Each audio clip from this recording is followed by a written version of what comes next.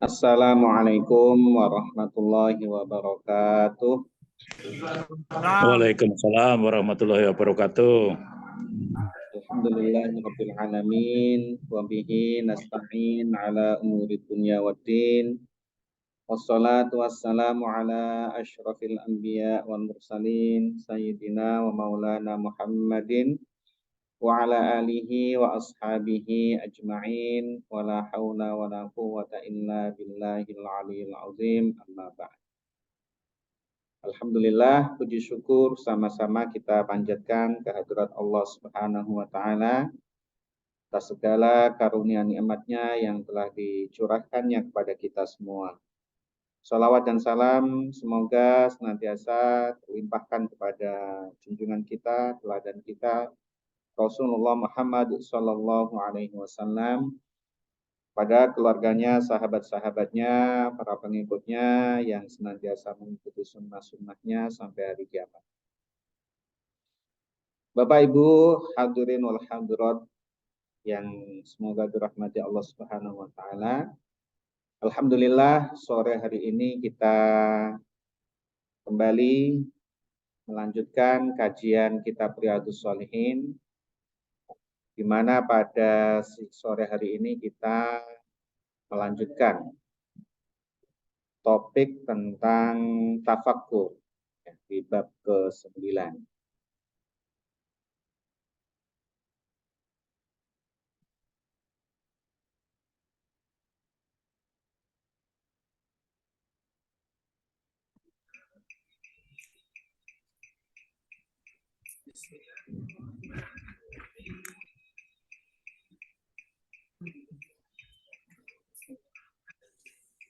Ini punya apa ya? Itu punya.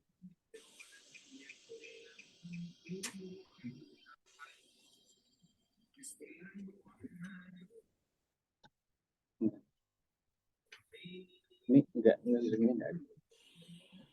Enggak.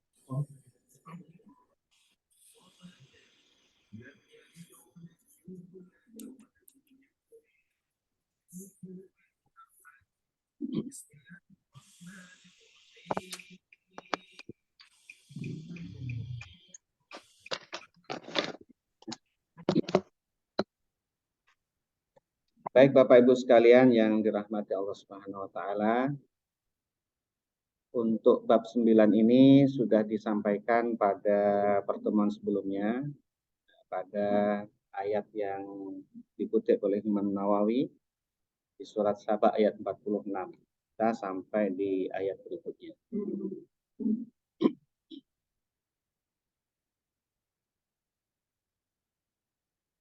Bismillahirrahmanirrahim. Qala al-muallif rahimahullahu ta'ala wa nafa'ana bihi wa bi'ulumihi fid dharain amin.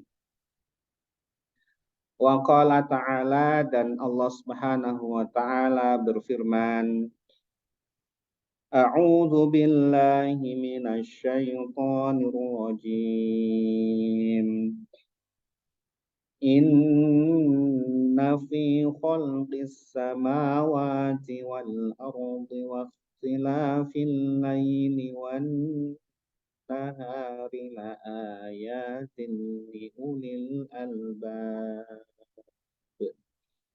alladzina yadhkuruna Allaha qiyaman wa qu'udan wa 'ala junubihim wa yatafakkaruna fi khalqis samawati wal ardh Rabbana ma khalaqta hadza batila subhanaka faqina 'adzaban nar. Inna fi khalqis samawati wal ardh. Sesungguhnya dalam penciptaan langit dan bumi. Nah, langit di sini menggunakan samawat. Samawat ini langit-langitnya. Disebutkan ada 7 langit, 7 lapis langit. Sesungguhnya dalam penciptaan langit dan bumi. Waqtilafil laili wan nahari, dan perbedaan atau pergantian silih bergantinya malam dan siang. La ayatin itu sungguh-sungguh terdapat tanda-tanda kebesaran Allah tentunya.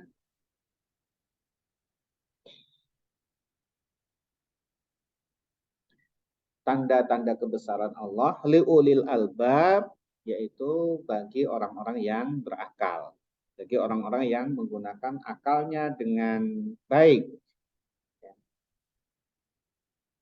Alladzina yadhkurunallaha qiyaman wa qu'udan, yaitu orang-orang ulil albab adalah orang-orang yang mengingat Allah, senantiasa mengingat Allah.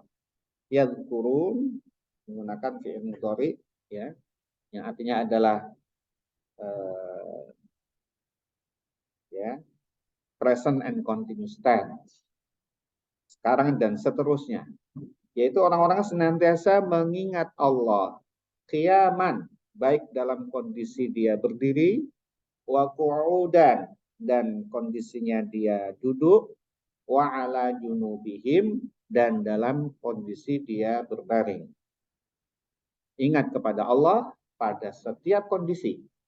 Ya, manusia itu ya kalau tidak berdiri, ya duduk, ya berbaring, kecuali tidur, ya tidur gitu ya. Kalau tidak tidur ya itu, maka selalu mengingat Allah dalam setiap kondisi. Wa yatafakkaruna fi khalqis samawat. Wa yatafakkaruna, dan senantiasa memikirkan, bertafakkur fi khalqis samawati wal ardh, pada penciptaan langit dan bumi. Ya, bertafakur, memikirkan tentang penciptaan langit dan bumi. Rabbana ma khalaqta hadza batila. Rabbana, ya Tuhan kami, kemudian dia berkata, seraya berkata, Rabbana, wahai Tuhan kami, ma khalaqta hadza, tidaklah engkau menciptakan ini, semuanya ini, langit dan bumi dan semua isinya, baik yang tampak oleh mata kita, atau tampak oleh pengetahuan kita, atau tidak tampak oleh mata kita karena saking besarnya. Ya, kalau saking besarnya kita malah nggak nampak. Saking besarnya alam semesta kita malah nggak nampak. Kita yang tampak langit ya. Padahal itu langit satu itu, langit bumi itu. Masih ada langit-langit yang di atasnya itu 7 lapis langit. Antara satu langit dengan langit berikutnya itu jaraknya ya semisal ini juga. Gitu. Ya, besarnya ciptaan Allah itu ya. Atau saking kecilnya sehingga kita tidak tampak juga. Saking kecilnya itu makhluk-makhluk Allah yang hidup itu kecil-kecil, tampak kalau kita menggunakan alat bantu. Jadi itu semua ini semua ini batila, tidak sia-sia. Abasa tuh ya, abasa pakai ta ya, bukan pakai sin, itu juga sia-sia. Batila ayat abasa, yaitu sia-sia. Tidaklah engkau ciptakan semua ini sia-sia. Ada semuanya ya. Ada pelajarannya, semuanya itu ada. Ada hikmahnya semuanya ini. Tidak ada yang sia-sia. Subhanaka, maha suci engkau. Nah ini apabila kita belum sampai pada kesimpulan bahwa semua yang diciptakan Allah ini tidak ada yang batil, tidak ada yang sia-sia, berarti ilmu kita tidak sampai, belum sampai, atau bahkan kita menduga-duga ada ciptaan-ciptaan Allah yang seperti tidak ada manfaatnya, maka kita kemudian mensucikan Allah dari semua itu. Maha suci Allah dari semua kesia-siaan. Maha suci Allah dari semua ciptaannya yang sia-sia. Maha suci Allah, kita sucikan Allah dari kesemuanya itu. Faqina adzabannar, kemudian setelah memikirkan tadi, zikir kepada Allah, memikirkan tentang ciptaannya, kemudian sampai pada kesimpulan bahwa semua tidak ada yang sia-sia, kemudian subhanaka faqina adzabannar. Ini menunjukkan kelemahan kita manusia. Faqina, maka hindarkanlah kami, peliharalah kami adzabannar dari siksa neraka. Akibat kami tidak mampu berzikir secara baik dengan mengingat Allah, atau kemudian kita tidak mampu memikirkan ciptaan-ciptaan Allah sampai pada kesimpulan bahwa seluruh ciptaan Allah tidak ada yang sia-sia. Bapak Ibu sekalian yang dirahmati Allah Subhanahu wa taala, ayat ini mengajak kita untuk bertafakur tentang ciptaan Allah. Maka kita dianjurkan, bahkan salah satu ibadah yang penting itu adalah tafakkur. Tafakkaru fi khalqillah wa la tafakkaru fillah fa innakum la taqdiruna qadrah. Bertafakkurlah kalian, memikirkanlah kalian tentang ciptaan-ciptaan Allah. Jangan sekali-kali engkau memikirkan tentang Allah, karena engkau tidak akan sampai pada levelnya, tidak akan sampai. Allah itu seperti apa, itu malah justru akan masuk di sana syubhat-syubhat, ya. Kemudian setan akan meridu kita, menggoda kita, dan seterusnya. Ada keraguan-keraguan dan seterusnya. Cukup engkau pikirkan ciptaan Allah yang demikian megah ini, demikian hebat ini, maka engkau akan merasakan betapa besarnya Allah Subhanahu wa taala, betapa maha penciptanya Allah Subhanahu wa taala. Kita bayangkan meja tidak akan ada kalau tidak ada yang menciptakan. Musola ini tidak akan ada kalau tidak ada yang menciptakan. Komplek ini seperti ini, bagusnya, indah, ya, nyaman, karena diciptakan. Tidak mungkin tiba-tiba langsung jadi seperti ini tanpa ada yang menciptakan. Siapa yang melakukannya? Ya manusia. Yang menciptakan meja, ya manusia. Ya, membuatnya manusia jadi meja di komputer. Tidak mungkin tiba-tiba ini ada. Sesuatu yang ada, tidak mungkin ya tiba-tiba ada. Nah, meja yang begitu, musola, ya, rumah-rumah, ya, yang di sekitar kita ada, bahkan bangunan-bangunan megah-megah yang indah-indah itu ada, karena ada yang menciptakan. Nah, lebih hebat dari itu, lebih dahsyat dari itu, tidak mungkin juga bumi tiba-tiba ada yang demikian kita tempati seperti ini, langit yang begitu megahnya, tiba-tiba ada. Siapa yang menciptakan? Bukan manusia, ya, karena manusia seperti ini. Yang menciptakan, kemudian kita ya tahu-tahu lahir sudah seperti ini, punya jantung, punya ginjal, punya aliran darah, punya sistem tubuh yang demikian kompleks. Kemudian kita juga ada di pencernaan kita disertakan di sana makhluk Allah, bakteri-bakteri yang baik yang kemudian membantu pencernaan kita, membantu kehidupan kita. Semua sistem yang sangat canggih itu, yang sangat rapih itu menunjukkan kesempurnaan Allah Subhanahu wa taala sebagai pencipta. Ya, sempurna sekali ciptaan Allah sehingga semua berjalan dengan begitu indah dan tersistematis. Kalaulah bukan karena ulah manusia-manusia yang jahat, manusia-manusia yang rakus, yang mendahulukan hawa nafsunya, maka bumi ini akan terasa sangat-sangat nyaman dan tidak ada kerusakan di sana. Kerusakan-kerusakan itu ya akibat ulah tangan manusia. Ya memang Allah ciptakan semua bumi seisinya ini untuk manusia, Bapak Ibu sekalian. Baik, Bapak Ibu sekalian, di sini ada sedikit renungan bagi kita semua. Mari kita sama-sama renungkan. Ini untuk renungan bahwa ciptaan Allah begitu megahnya, ya, begitu hebatnya, dan kita berada di mana, gitu ya. Mari sama-sama kita saksikan. Terdengar nggak ini ya?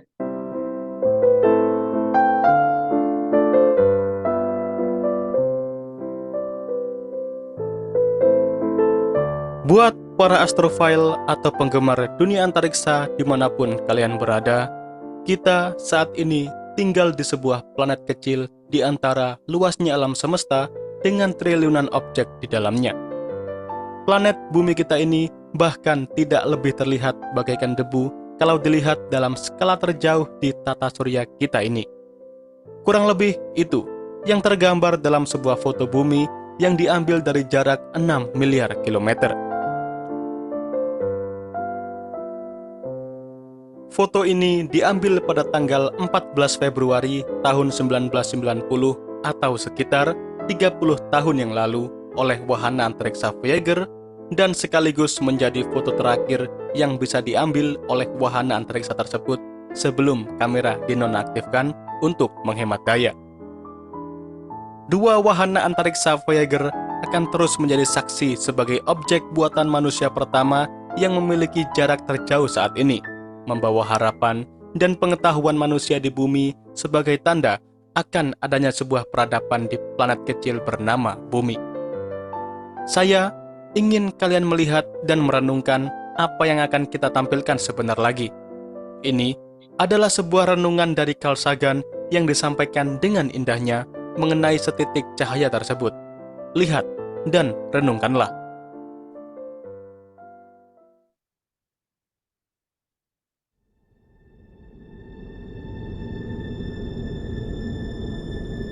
That's here.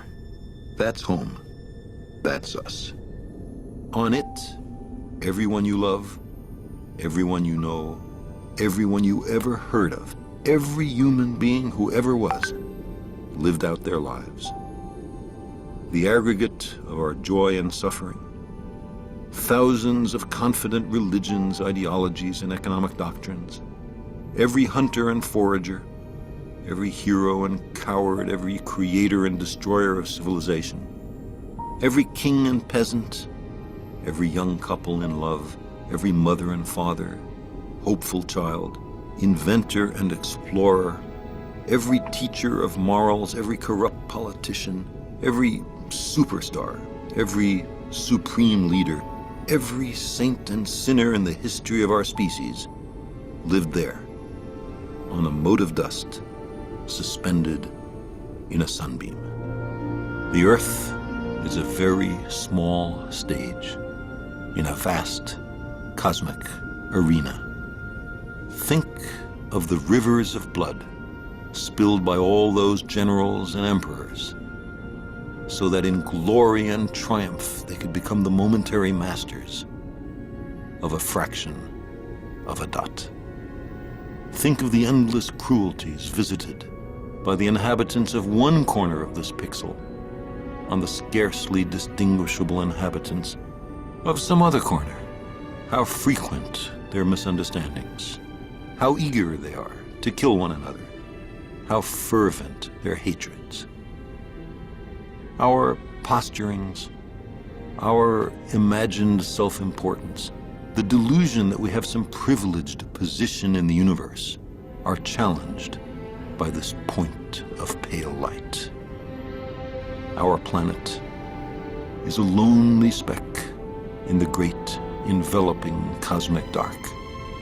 In our obscurity, in all this vastness, there is no hint that help will come from elsewhere to save us from ourselves. The Earth is the only world known so far to harbor life. There is nowhere else, at least in the near future, to which our species could migrate. Visit? Yes. Settle? Not yet. Like it or not, for the moment, the Earth is where we make our stand.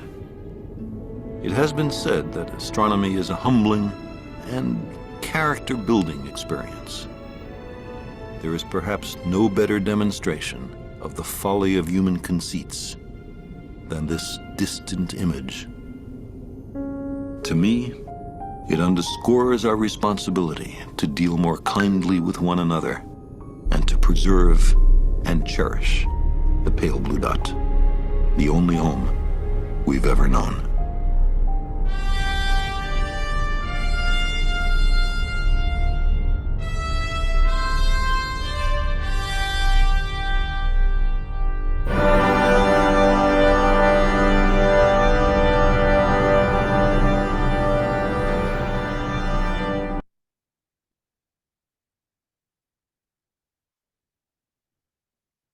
Bapak Ibu sekalian yang dirahmati Allah Subhanahu wa taala, itu ya rekaman dari antariksa yang menangkap, yang membuktikan tentang bagaimana posisi bumi di antariksa, dan itu pun belum selesai sebenarnya, belum sampai pada ujungnya.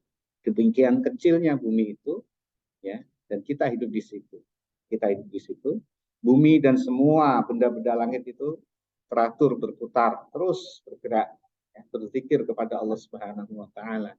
Mereka tunduk patuh kepada ketentuan Allah Subhanahu wa Ta'ala. Tidak ada sedikit pun yang berani melanggar. Yang berani melanggar adalah makhluk-makhluk kecil yang hidup di bumi, makhluk-makhluk kecil yang bernama manusia itu. Orang-orang yang ingkar kepada Allah Subhanahu wa Ta'ala. Ya, dengan merenungkan, bertafakur akan ciptaan Allah yang begitu megah ini, begitu teratur ini, maka akan menambah keimanan kita semua sekalian. Keteraturan tersebut tidak mungkin ada penguasa yang lebih dari satu. Kalau Allah sebutkan, Allah yang menciptakan semua itu, mengatur semua itu, kemudian ada Tuhan lain yang juga punya kuasa yang sama, pasti tidak akan terwujud itu. Karena ada dua penguasa yang tidak ada batasnya, pasti akan saling menghancurkan di sana. Maka satu-satunya penguasa hanya Tuhan kita, yaitu Allah Subhanahu wa Ta'ala. Makanya dalam hadisnya Rasul menyampaikan, tafakkaru sa'atan khairun min qiyamil lail. Ya, berpikir tentang penciptaan makhluk Allah ini, bumi, langit, dan seisinya, 1 jam lebih baik daripada sholat semalam suntuk. Bapak Ibu sekalian yang dirahmati Allah Subhanahu wa Ta'ala, semoga ayat ini yang menambah keimanan kita akan keesaan Allah, kemahatunggalan Allah, kemaha penciptaan Allah, kemaha pengaturan Allah Rabbul Alamin. Amin ya Rabbal Alamin.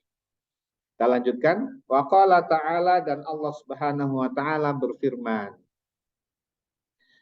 afala yanzuruna ilal ibili kaifa khuliqat wa ilas samai kaifa rufi'at wa ilal jibali kaifa nusibat wa ilal ardi kaifa sutihat fadzakir innama anta mudzakir. Al-ayat. Surat Al-Ghasyiyah ayat 17 sampai 21. Afala yang zuruna, ya, maka apakah mereka semua tidak memikirkan, tidak memperhatikan ilal ibili, pada unta, kaifa khuliqat, bagaimana unta itu diciptakan. Ini luar biasa, ini pilihan di antara hewan-hewan itu disebutkan dalam Al-Quran adalah al-ibil, unta. Kenapa kok tidak gajah gitu yang besar, kucing dan sebagainya? Ini ibil yang dipilih. Ya, ternyata unta ini adalah hewan yang sangat ini, daya tahannya tidak ada bandingannya. Unta itu diciptakan dengan struktur yang begitu pas untuk melakukan perjalanan jauh di padang pasir. Ini padang pasir ini, spesialis padang pasir. Unta, ini sebatas yang saya ketahui saja ya, nanti Bapak Ibu bisa melihat di Google atau di manapun silahkan. Tetapi Allah memilih di sini ibil, itu adalah unta. Jadi konteksnya di sini adalah ketika kita sedang sendirian berjalan, ya. Kalau di orang-orang Arab itu, orang yang suka safar, orang yang suka bepergian. Maka ketika dia bepergian itu, dia ya dalam kondisi yang bisa pas untuk merenung. Saat kondisi dia merenung, ya berpikir gitu ya. Kan tidak ngomong, tidak ngobrol, dia jalan gitu. Nah ketika dia merenung, yang pertama dilihat, yang paling dekat dengan dia adalah tunggangan dia, adalah unta. Jadi pikirkan unta ini. Atau kemudian ketika dia nengok ke atas, dia akan ketemu langit. Pikirkan tentang langit itu.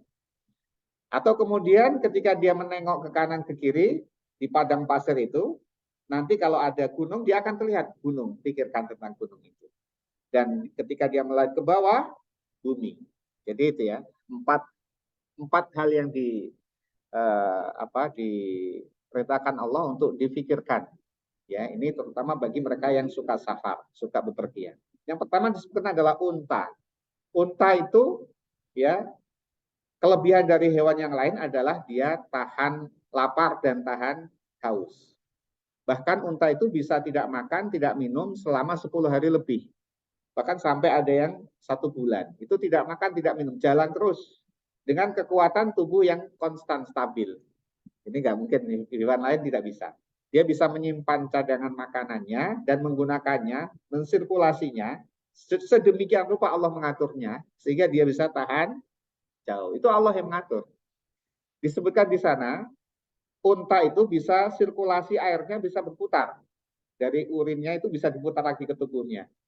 Kalau lainnya harus dibuang karena itu racun. Tidak, kalau air tidak kita buang itu racun bagi kita ya. Nah, itu unta itu bisa berputar lagi sehingga tahan lama. Ya. Kemudian dari mulutnya itu sangat tebal dan keras sehingga cocok kalau dia makan tumbuh-tumbuhan yang ada di padang pasir, ya kayak berduri-duri yang keras-keras itu dimakan sama untuk makanannya unta itu. Kuda nggak mungkin, kucing semua nggak, macan nggak mungkin, unta itu dia makan. Kemudian dia kalau ketemu air bisa langsung minum, ya dalam waktu sekejap itu sekian puluh liter dalam waktu yang cepat, tidak butuh sedikit-sedikit lama gitu ya. Kemudian bisa tahan lama. Ya, kemudian kakinya itu panjang dan telapaknya lebar sehingga tidak mudah terperosok ke pasir gitu. Kalau lainnya nggak bisa jalan ya, dia bisa jalan gitu ya karena dibikin bawahnya ini lebar ya, kemudian panjang. Kemudian kulitnya tebal itu bisa tahan cuaca ekstrim. Kalau siangnya ekstrim panas, kalau malamnya ekstrim dingin. Ini hewan unta ini yang punya karakteristik seperti itu. Kemudian apalagi nih? Ya saya membacanya ya bulu matanya ya, matanya dan telinganya itu bisa mengatup, ya bisa diatur sehingga tidak kena iritasi debu. Kalau itu debu. Kalau ada badai pasir dia aman-aman saja itu unta, ya. Kalau yang lain nggak bisa ya. Dan unta diciptakan Allah tunduk patuh kepada manusia. Sekuat itu, seperkasa itu, setahan lama itu bisa memikul beban berat, jalannya stabil. Manusia nggak bisa, nggak akan kuat, ya, nggak bisa seperti unta, jauh sekali. Tapi tunduk patuh kepada manusia. Kenapa? Ditundukkan oleh Allah Subhanahu Wa Taala. Ya. Dan kemudian kalau manusia butuh jalan jauh, ya, kemudian dia lapar, tidak ada makanan, unta itu bisa disembelih. Masya Allah. Ya begini itu loh kok ya. Tidak kemudian tunduk patuh kepada Allah gitu. Ya. Mana mungkin unta itu tidak ada yang menciptakan kalau bukan Allah begitu. Ya, begitu pasnya gitu untuk manusia. Itu manusia nggak memikirkan itu ya rugi gitu. Luar biasa ini. Wa ilal ilal ibili kaifa khuliqat. Wa ilas samai kaifa rufi'at. Diajak kemudian orang berpergian itu akan melihat langit. Masya Allah langit ya.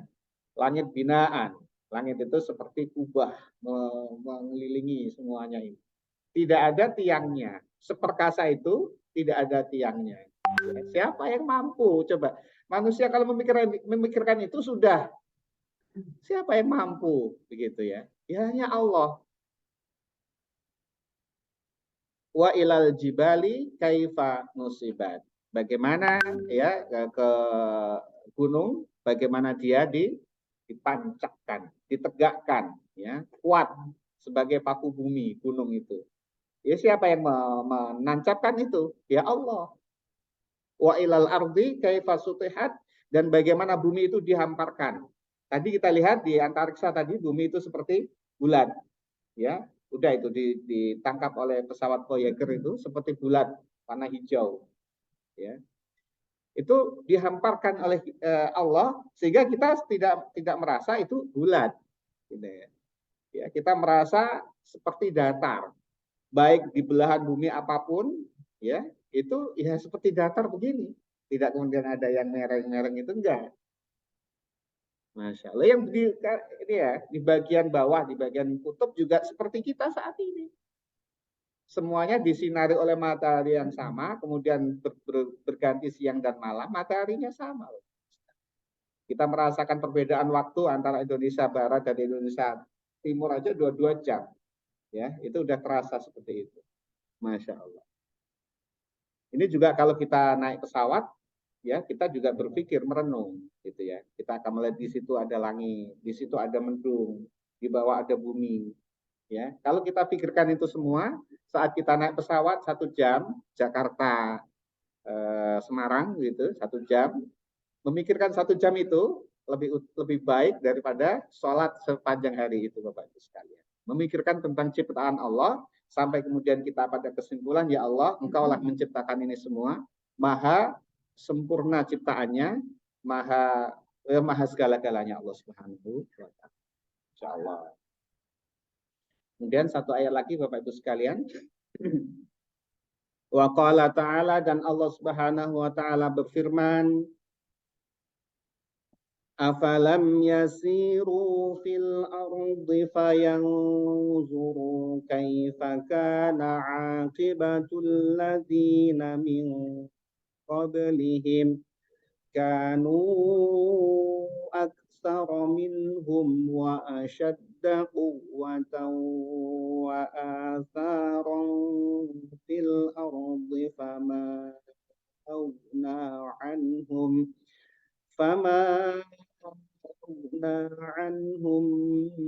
ma kanu yaksibun. Salah satu tafakur lagi adalah kita disuruh untuk jalan-jalan, ya piknik lah. Tapi ada maksudnya di situ. Afalam yasiru, apakah mereka tidak mengadakan perjalanan fil ardi, di muka bumi. Kemudian fayanzuru, maka kemudian dia memperhatikan kaifa kana aqibatul ladzina min qablihim, ya, bagaimana kesudahan orang-orang sebelum mereka. Kanu aktsara minhum.